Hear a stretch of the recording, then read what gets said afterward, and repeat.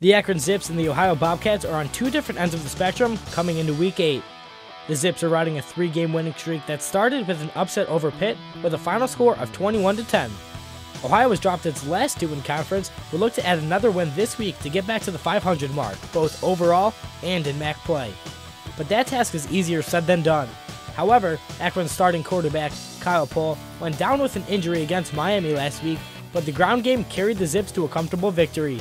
Connor Hundley leads the Zips with 316 rushing yards on the year, with a breakout game against Pitt in which he rushed for 148 of those yards. Despite all of the yards on the ground, Hundley has only found the end zone once this season. Bolstering all those scores is Jawson Chisholm, who rushed for 3 touchdowns and has 213 yards to go along with it. Akron's offensive line has been a big part of their success so far this season, but that will be put to the test against the experienced defensive line of Ohio. The Bobcats' defensive line has a rotation that allows them to stay fresh throughout the game. 11 of the Bobcats have racked up 20 or more tackles, and Ohio has tallied up 14 total sacks this season and has 36 tackles for loss. Ohio has struggled the past few weeks offensively, only scoring 2 touchdowns since Eastern Illinois, both of which came on the ground.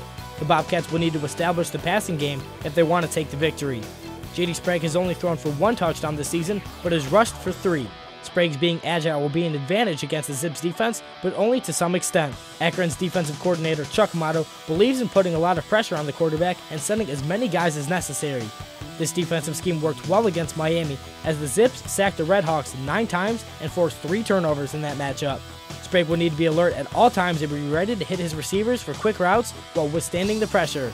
A win this week will give the Cats momentum as they move forward in regular season play.